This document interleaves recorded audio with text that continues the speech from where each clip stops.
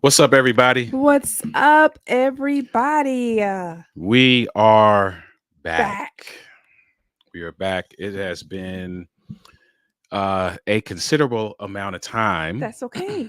since we have done an episode of Inside the Relationship. But So here we are. here we are. Here we are. We're going to ease back into this. Um, Ease on. we're gonna have a good time with these episodes that are coming up. We have guests that we're going to be bringing on for some certain episodes, and we're just going to get back into it. We're going to get back into it. We are passionate about seeing relationships thrive, and we're just going to do our part Do what we to do. share, our journey in hopes that it is an encouragement to others in their journey. So what I ask of you is, whether you're watching this right now with us as it's live or you are watching the replay, I'm asking you to share this on your timeline, right? We didn't do a whole lot of promo and a whole lot of advertising saying that we were coming back with Inside the Relationship. So we are counting on and asking those of you who watch to to get us going and get us in uh, on the screens of other individuals. All right. So listen, without further ado, Without further ado. let's get into this. We'll talk about what the show is about, and we'll share it for those who don't remember or this is your first experience with the show. We'll share in just a second what the show is all about and what you can expect with the show. But you know what? We're back. Let's go. So since we're back, let's get into it. Let's go.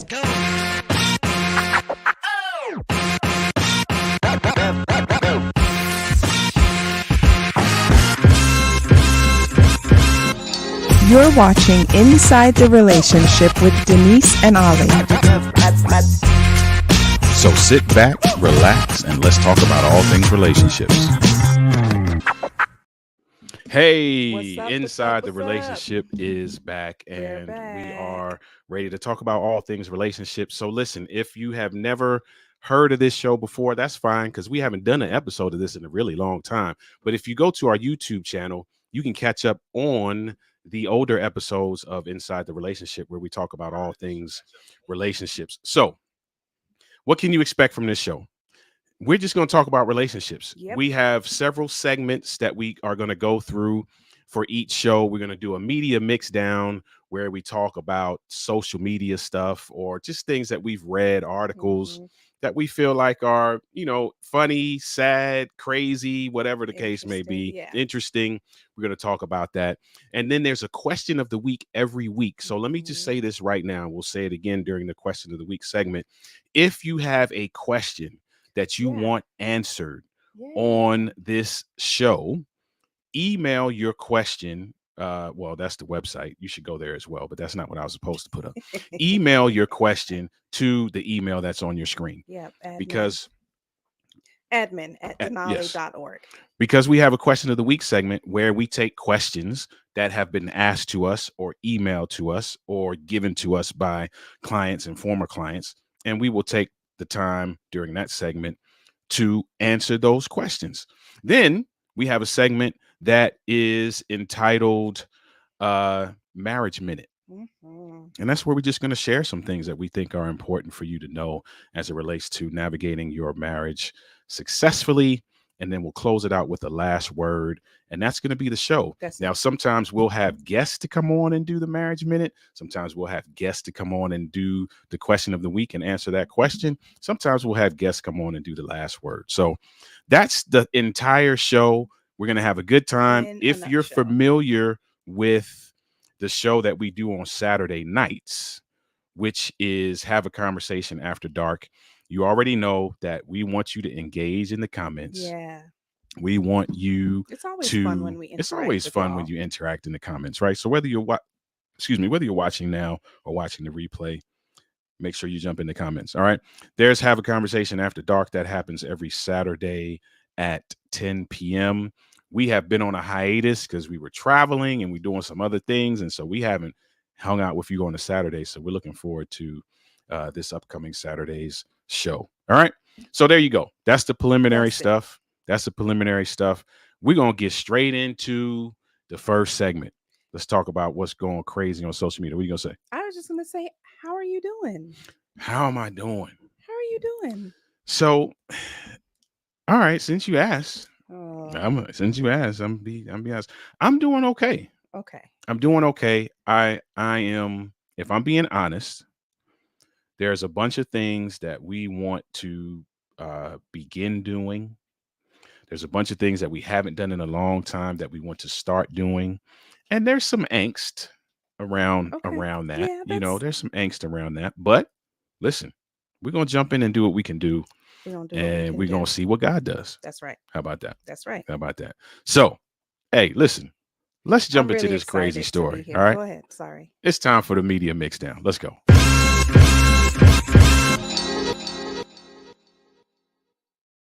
So, Media mix down. media mix This down. one. Th- Can you hear me? Because I can't really hear myself. I can hear you.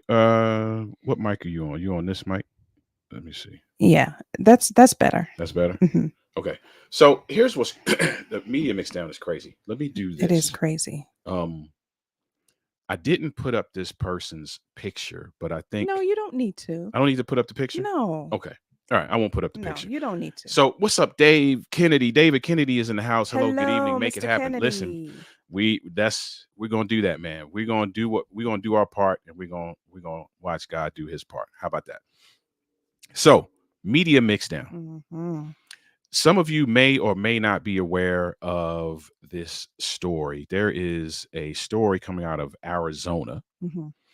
And in Arizona, there was a woman who, by the name of Melody Johnson. We don't have to say her name. Well, she's in the news. I'm not. I'm not I telling know no you're secrets. not outing her, but There's a woman in the news, and she has made headlines for a couple different reasons. She made headlines when she was caught attempting to poison her husband. Mm. Her husband is in the Air Force, and she attempted to poison him by putting bleach in the coffee maker. Right? He suspected something was going on. He puts up hidden cameras around the kitchen, catches her on camera, and he takes it even a step further. He acts like he's drinking the coffee so that she would feel like it's working. She got away with it. Yeah. And he when he left to go back, I guess, to his assignment or whatever, that's when he called the police. So this woman attempts to poison her husband by putting bleach in the coffee. Now, she spends a year in jail awaiting trial. At trial, her husband says, and here's the thing, the headlines weren't really, you know how the headlines sensationalize stuff. The headlines are like, woman who attempts to poison her husband gets away with a slap on the wrist. Yeah, right. Because essentially she got probation. Dodges jail. Right, she got probation. But what I didn't know until I kind of dug into the story further is that her husband actually requested that she get probation. He's the reason why, because he said, no, don't let her go to jail. There's some type of mental illness issue there going on there. So let's have her get some type of mental illness help, get mental health help instead of going to jail. Right. And it's crazy, man. There's some other sides to this story that we won't get into. She's claimed that there was abuse before and that kind of thing. And but here's what I gotta say, and you tell me what you think. Okay. So if I'm angry at you, I'm just gonna leave. Yeah. If I'm that angry at you that I am contemplating figuring out ways to kill you, I think I'm gonna just walk away. Just leave. Like, yeah. I would love to know what you guys think about this. If you're watching now or watching the replay, is if you get to the point in your relationship where you are conjuring up ways to kill this person, I don't know that I would go through all that, right? Because now, if you think about it, she spent time in jail. And mind you, they have kids. So what does that do to the kids? Mm. She spent time in jail. Now she's on this I think 3-year probation. She's going through this psychological evaluation and getting mental, like this, all this stuff that's happening as a result Yeah. of you putting bleach in this dude's coffee when you could have just been like, you know what? I'm out. so fed up that I think it's time to go. I'm out. Yeah. Well, I think that is most people's reaction. Either I'm fed up and I think it's time to go, or I'm just going to stay here and be miserable. I think that's most people's reaction, not trying to kill them. So, yeah, maybe there is some type of mental. Listen, Yeah, because I know people may not comment on this because nobody's going to admit on social media that, yeah, I probably would go through with trying to kill my spouse. no, I don't think that's the norm. But obviously, people are doing it. Yeah. Obviously, I mean, you've heard other stories about people who shooting spouses and that kind of thing. Like, I'm just like, me, man. And here's what's interesting. For those who don't know me, or this is your first introduction to me, I've said this quite often, that I am a recovering hothead. So Thank God for that. I can get hot enough to probably kill somebody. I probably could get hot enough to do that. Here's the thing, though. I feel like even if I don't have a whole lot to lose per se, I feel like I have a whole lot to lose. And I just wouldn't go through with that. I just feel like, I don't know, man. That's just me. Just me. Yeah, that's just you. I just think that is not the norm. Mhm. I think that even, I don't know, I could be wrong. I think that even at the height of however angry a person can personally get, right? I don't think that is most people's go-to. I want to kill him. Well, I here's the want him thing, though. dead, Think about this, or though. her. If you think about, and I don't have the statistics in front of me, but there are some pretty alarming stats around individuals who kill their partners. Hmm. So it may not be the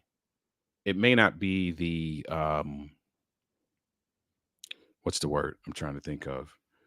It may not be the go-to for the majority, Right. but it has happened enough for it to be a viable choice in people's minds, Yeah. Wow. which is kind of crazy. Yeah. Listen, I didn't think that it would be that many people. I guess we didn't do stats, but I'd be yeah, interested to see the yeah, stats. I'll look up the stats, but yeah, I remember reading not too long ago that it is pretty alarming how many people Huh. do that. And whether it be domestic violence cases or it be crimes of passion, which is what they normally file those under, it is happening, right? So let Do you me think just say, this is a crime of passion? so Even though he didn't die, would it be considered a crime of passion? This particular instance?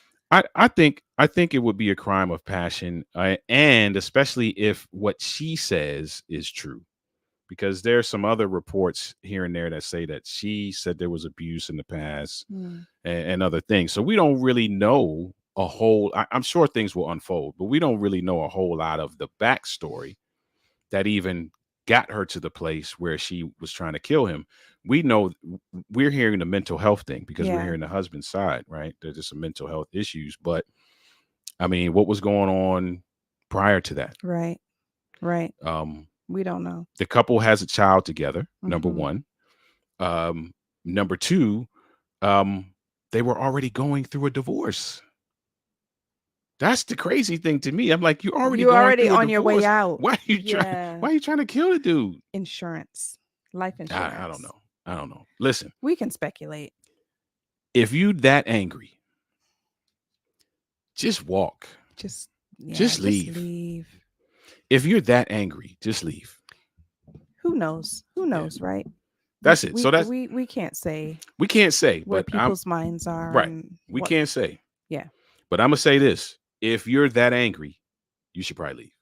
So for those of you that are jumping in and out, we're talking about the media mix down segment of the show today, and we're talking about a 40-year-old woman in Arizona who who just got probation for attempted first. Initially, she was charged with attempted first-degree murder, Yeah. aggravated assault, and harmful substance, but she agreed to a plea deal.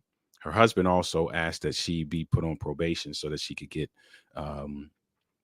mental health assistance. She tried to kill her husband by putting bleach Mm. in the coffee maker.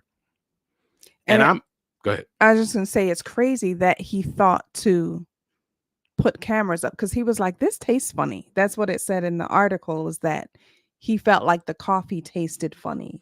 And then he tested it. He And tested the then coffee maker because of that, he tested it with those with the strips. chlorine strips. Mhm.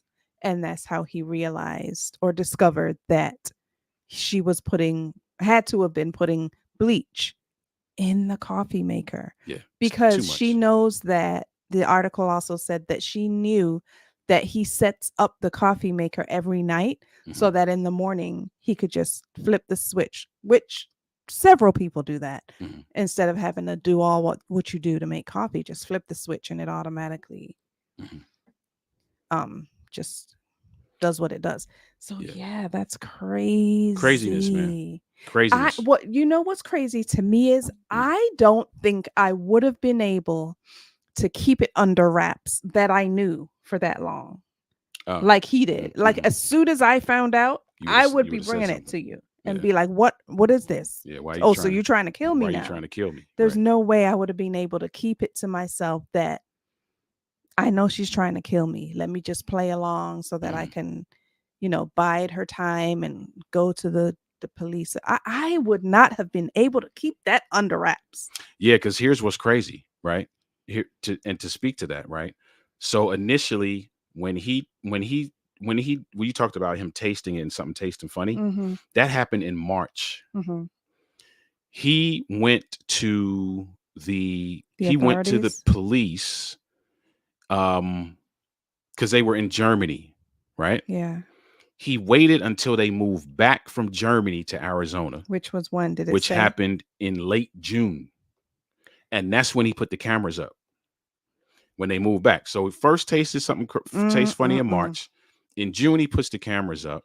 And then in July, he goes back to the police department to give them the evidence. So he's got all that time from March to June, pretend like he's drinking this coffee. Which, if you think about it, if she was smart enough, she would have been like, why is he not dead yet? Why is he not dead or sick yet? I don't know how long that takes, but if she was smart enough, she would have caught on, like, why he doesn't have any symptoms or anything like that. I got a million questions, but all I'm gonna say is this: if you that angry and you was already going through a divorce, like, just go. Like, go. Bitter. She's bitter. You know what I'm saying? Just go. Bitter. Do not listen. If you get angry enough with me that you want to leave me, just go. Don't try to kill me. Don't. I see that smirk on your face like you would do it. But don't do it. I don't want you to do it. Just I would not. Just let me go on my way and stay alive.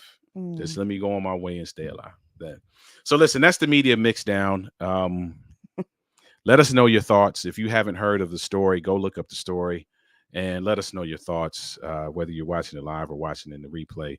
Listen, that's a crazy story. And obviously you can't let us know all your thoughts. Nobody, I don't think anybody's right. So people are gonna admit in now and be like, "Oh, I'm looking for thanks for that article because now I got an idea." Hopefully not, Lord God. Well, I mean, it's everywhere. So we're not breaking this news.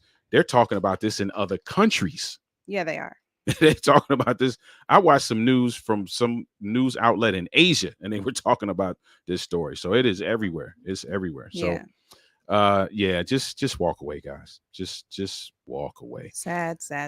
That's the media mix down. Listen, if you got some crazy stories, or if you got some funny stories, or you got some inspirational stories, or you got some things that you want to bring to our attention that we can use for the media mix down, go ahead and shoot us an email with the link to the story or the video to the email that's on your screen, admin@denali.org, and we'll be sure to share that in a segment of media mixdown. Listen, Mhm. let's keep this thing going, man. Let's keep this thing going with the question Question of the week.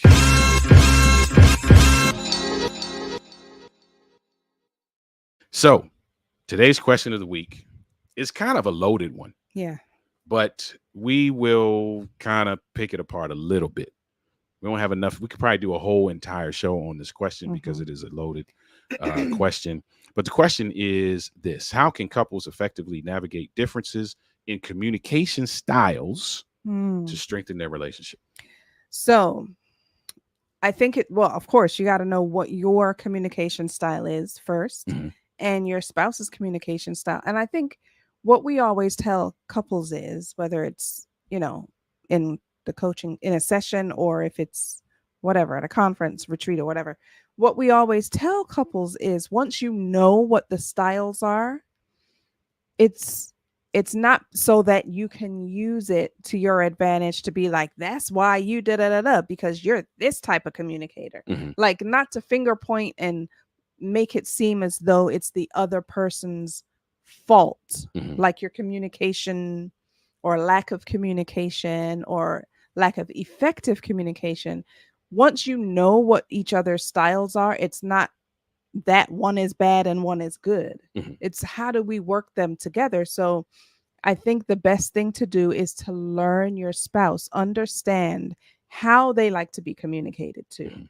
Like what we had to do. Mhm. Like there's certain things, certain ways, certain body language, all of that kind of stuff. You have to learn your spouse. It's not enough to just know their style. Mhm. You got to learn how to work with that style. Yeah. I agree with that, and there's so many things that can be said about this. You're right. You first need to know what the styles are, right? Mhm. So the assumption with this question is that you already know what the styles are. Okay. That's my assumption. I should Okay. say. I'm not going to say the assumption, but my assumption is based on the way the Yeah, question the is worded, differences. Yeah. that you know what the styles are, and now you're trying to figure out how to do that. And that's a good point. What you brought up is that this is not to pick apart your spouse Yeah. based on their style.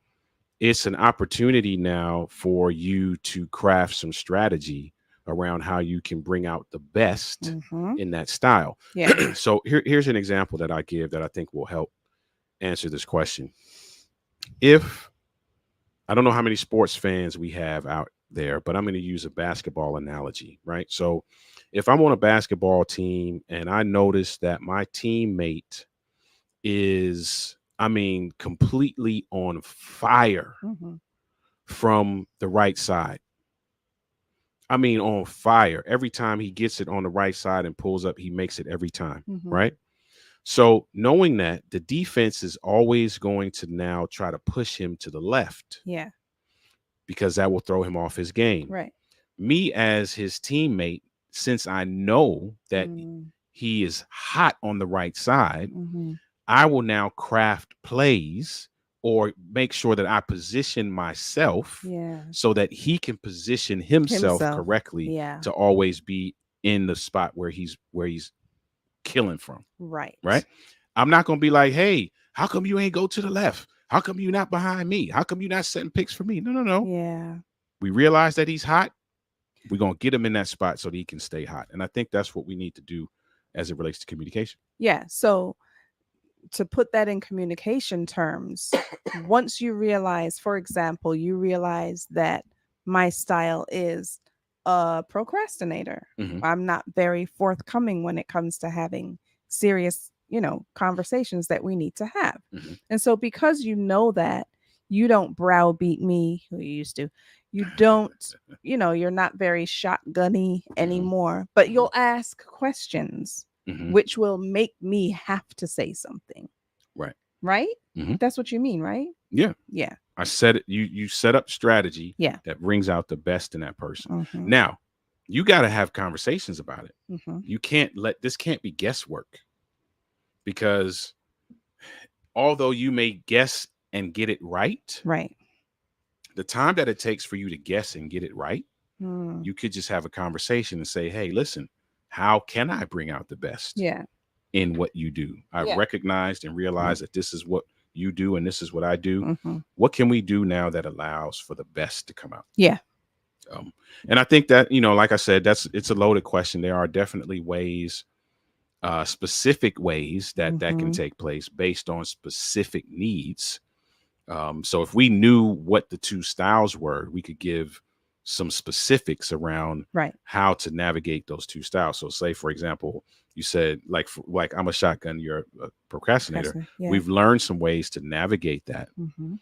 and we've learned how to bring out the best in each other. So if we knew those styles, we could give a more specific question. But generalized, how do you effectively navigate the differences? One, you got to talk about what the differences are. Mhm. You got to be able to acknowledge them and identify them, and then craft strategy that allows the best to come out in that individual. Yeah, and I think too it's always important to remember that I'm not trying to um neither one of us should be trying to win as far as communication goes. Like both of our points of view in the conversation are valid. Yep. And so that needs to happen Mm-hmm. where we're validating each other, making sure that I'm not trying to look down on you because you don't communicate the way that I communicate. Like this is for understanding and learning and trying to work with both styles is not it. The only reason why we need to do that is because we want the relationship to be the best that it can be. Yeah. It's not for me to try to win an argument or to get my way as far as whatever the situation is in that conversation. Does that make sense? It makes sense. Listen, if you're especially as it relates to conflict, if you're trying to win an argument, Mhm. you've already lost. You've already lost. You've already lost. Yeah. If you're trying to win an argument, then what that's an indicator of to me, if you're trying to win an argument, is that you're not concerned about the team winning. Right. And if you're not concerned about the team winning, the team is lost. Mm. Right? Wow. There is no sport where only one member of the team wins the championship. Yeah. There's no sport. It's basketball playoff time right now, and whoever wins the championship, the ring won't be given to one person. One person. Right? And so the team either wins or the team loses. Mhm. It don't matter what you do.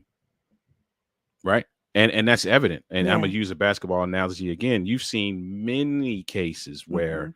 somebody scores 40, 50, 60 points and their team still lose. Mm. So you winning don't necessarily mean the team is Wow. winning. Wow. So good. So that's So good. you can't, that cannot be Yeah. your MO, because you've already killed the situation. Yeah. All right. That's good. Listen, that's the question of the week. If you are watching now or watching the replay and you want to give your 2 cents on answering this question, feel free to do that in the comments. And again, if you have questions that you want answered, you want us to take a stab at, we will gladly do that. Email your questions to admin@denali.org, and we will get Mhm. those in to the question of the week segment. So listen, let's move on to the marriage minute. We got something fairly serious, I guess you would say, to discuss in the marriage minute, but let's get into it.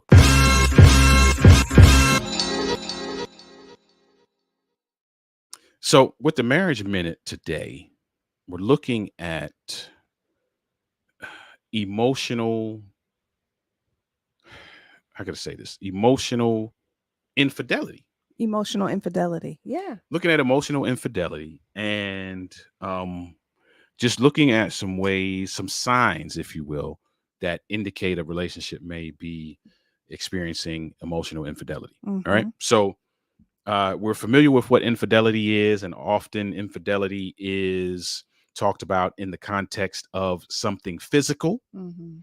And so we're going to talk about the emotional because side of that it's not always physical. in just a second. So shout out to Clearis. Good day to you as well. Thank you for Hello. being here. Clear's Conscious HLC podcast. Thank you for joining us. We appreciate that, for you being in the building with us for this. So let's jump into this. there are a bunch of signs. So this is not going to be a comprehensive list Right. by any means. No. For the sake of time, we're just going to talk about 4 or 5 of them. Mm-hmm. If and let me put out this disclaimer as well. If one of these things are happening right now, Mm. what I don't want you to do is pounce on the other person. Yeah. Oh, yeah. Because although we're going to talk about these things, seeing one thing does not necessarily give you the green light. There may Yeah. be other things you have to look at. There may be other factors that you have to look at. It is not all inclusive. It is not all damning. That's a good point, because someone may see or someone may hear what we're about to say, or someone may read a list Mhm. of possible emotional Mhm. possible signs of emotional infidelity. Someone may notice one of those things in their spouse, Mhm. and that doesn't necessarily mean that they are the perpetrator, Right. or that infidelity is happening. It doesn't. It doesn't necessarily mean that. It could be an offshoot of a character trait. It could be a reaction to something completely different that's happening in the Yeah. relationship. Yeah. So wanted to put that disclaimer out there. Although we're going to share 4 or 5 of these, this is not your this is not your chance to bring the hammer down on somebody Yeah. without having a conversation and without doing some level of investigation. All right. So Yeah. let's be clear about that. Mhm. So let's talk about some of the signs that we want to share. Again, like we said, it's not an exhaustive list at all. Yeah.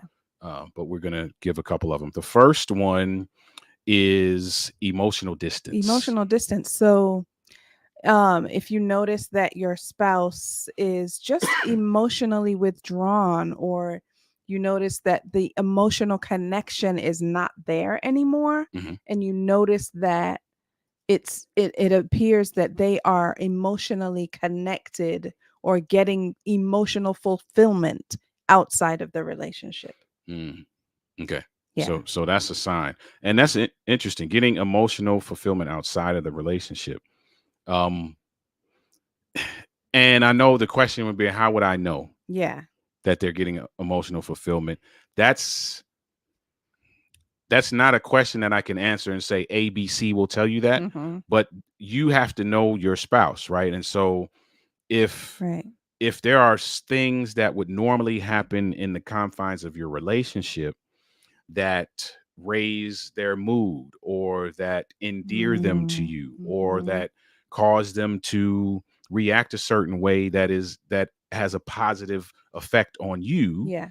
and your relationship is no longer the source of that, Mm-hmm. but they just keep coming in feeling that way, and you're not the source of that. That could Mm. potentially be Right. one of the indicators that they are Yeah. seeking emotional fulfillment Yeah. from outside of that. So Yeah. emotional distance is one. The second one we talk about is increased secrecy. Yeah, like if one partner starts to keep secrets or become more guarded Mhm. about their activities, especially regarding interactions with a specific person. Mm. Yeah. And listen, you that happens often, Mm. right? You see the movies where they're taking the phone calls and they're leaving the room, or Right. they're going out in the driveway or in the Mhm. garage, that kind of thing. That could be an indicator. That could be an indicator. But again, I Mhm. have to reiterate what we said before we started, that Mhm. seeing one of these possible signs does not necessarily Mhm. mean that infidelity is happening. Does not necessarily mean infidelity is happening. Correct. It brought me that this one that we just read Mhm. or started, the increased secrecy, reminds me of the show we were watching the other day, where the wife said to the husband, "I heard you talking in the bathroom. Who's Anna? You were talking Yes. to Anna." Yeah. And Yeah. it turns out that Anna was just he was in the military years ago, and his military, I don't know, partner or whatever you want to call it, passed away. And before he passed away, he said to this guy, Make sure you take care of my wife, Anna. Make sure that she gets everything that she needs and she's taken care of, and blah, blah, blah, blah, blah. That's who Anna was. And there Right. was nothing going on.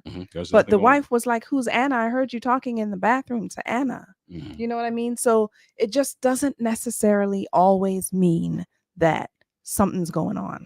It doesn't Necessarily. It doesn't necessarily mean that something's going on. I will say this, however, it is an opportunity now for you to have a conversation Absolutely. and craft some level of strategy. Because Absolutely. even though nothing's going on, if your spouse is uncomfortable Yep. for any reason, Absolutely. then there may be some adjustments that need to take place, or some Yes. conversations that need to be Oh, had, for right? sure. Yeah. So yeah, I agree with that. So for those of you kind of jumping in and out, what we're talking about now in this segment of Inside the Relationship is signs that could be an indication that your relationship is experiencing emotional infidelity. The first one was emotional distance. The second one, increased secrecy. The third one we're going to mention is heightened defensiveness. Heightened defensiveness. When questioned about their behavior or interactions with others, the partner may become defensive. Sorry, I can't see from there. Or evasive. Like you asked me a question like, "What's up with da da da da da? What's up with Jim?" You know, and I'm like, "Why are you always asking about Jim? You know, what's the problem? It's just Jim. He just wanted to do. It's no big deal." Yeah. You know, so that whole defensive thing, Yeah. when that happens, that's indicator. That's an indicator. That's It's an indicator.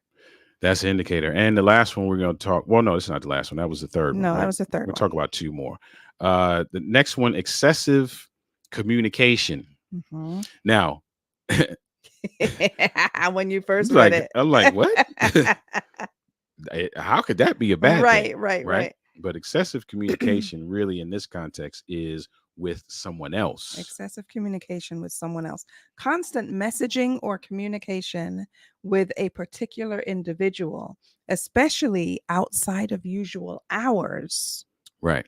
can indicate emotional investment beyond what's appropriate Right. for a platonic relationship. Yeah. So if you up texting at 3 a.m. every morning, that's inappropriate. The same person, inappropriate, and you on the phone late at night, and that's could be an indicator. And you always got to be talking to this person. You always texting them. You always DM in their DMs. You always gotta know what's happening with them and where they at. And yeah. Emotional investment could be a sign, right?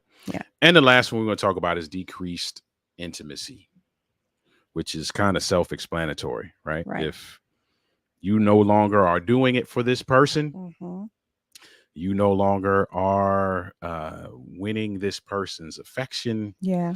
You are no longer arousing this person sexually. Could be an indicator that some distance is happening. I don't know if necessarily it is only physical intimacy. What you think? I don't think so. I think it might not be. It could just be intimacy across the has board. Decreased across the board, especially if it's not at the level that it was at before. If it all of a sudden decreases for whatever reason, that's that's an indicator. That is an indicator. Possibly. And let me say this too. You there, and we won't get into this right now, but you have to also be intentional about both parties have to be intentional about building intimacy, building and maintaining intimacy, because when you are consistent and intentional about building and maintaining intimacy, you mitigate the chances of this level of separation. That's true. That's true. So if you are building your emotional intimacy, if you are building your spiritual intimacy, if you are building your intellectual intimacy, if you are building your experiential intimacy, and so forth and so on down the line, your physical intimacy, and you're intentional about it, you grow in a way and you create a bond. You grow in a way that helps sustain your relationship. Right. You create a bond that helps withstand some of these things. Yeah.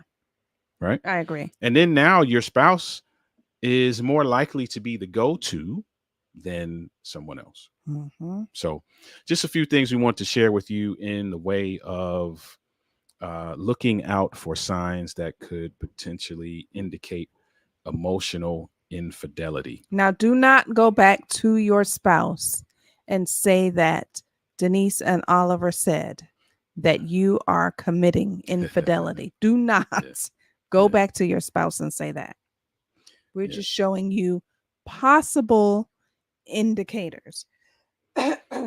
And like I said, it doesn't necessarily mean that that is what's happening. Right. Here's the other side of that, though. If you do feel like that is what is happening after hearing this, you need to shoot us an email, right? And there are ways that we can help and assist with helping craft some strategy, helping to resolve some issues, helping to reconcile and restore in a way that would be beneficial to your relationship. You can use the same email address to do that. That email address is admin@denali.org. You can shoot us an email or shoot us a DM if you follow us anywhere on social media and let us know, hey, we heard what you said about that. And I know you said don't make a judgment call, but I really feel like something's up. Yeah. How can you help? Yeah. And we'll have a conversation to talk about how we can help. All right. So listen, this has been our first one back. Our first one back. We kind of eased into it a little bit. If you joined late, you missed the media mix down. You're gonna have to go back and check that out about the 40-year-old woman in Arizona who is getting probation for poisoning or attempting to poison her husband. The question of the week, we talked about communication styles and how to navigate those. And we just talked about indicators for potential emotional detachment and infidelity. Infidelity, yeah. And, this is the beginning of many more Inside the Relationship shows to come. We're going to have some guests this time. So if you go back and watch the older episodes of Inside the Relationship, I think only the first episode we had guests come through. Yeah. And then the rest of it was just us. Yeah. This go round, we're going to have guests to come in, and those guests will do a myriad of things. Some guests will come in to do the marriage minute. Some guests will come in and do question of the week and so forth and so on. Yeah. So listen, wherever you're watching this, make sure you're following us. Preferably our YouTube audience. We want to grow that. So if you go over to YouTube and subscribe to our YouTube channel and hit the bell so that you know when we are going live. We plan on doing this show every Thursday evening at 7 p.m. Eastern Standard Time. So set your alarms, set your clocks, put it on your calendar so that you can come and join us. Tell somebody else about this as well, right? Tell somebody else about this so that they can be a part of this as well. Our Saturday night crew will be back with you Saturday night for another episode of Have a Conversation After Dark. Man, those conversations are off the chain.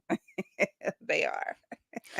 You got to go back and watch these conversations, man. The folk in the comments make this thing everything that it should be. So good. So we're looking forward to that. So listen, we're going to get out of here shortly, but we're going to every show ends with the segment called The Last Word. Last word. So you got a last word? I got a last word if you don't. You got a last word? All right, let's get into the last word.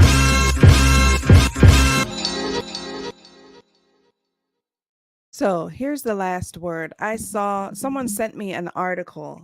One of our friends actually sent me this article. And it was a woman talking about how when your spouse brings something to your attention, something that you may be doing that's not necessarily so great for the relationship, or something that you did, something that you said, your behavior, whatever it is, when they bring that to you, that's not the time to deflect.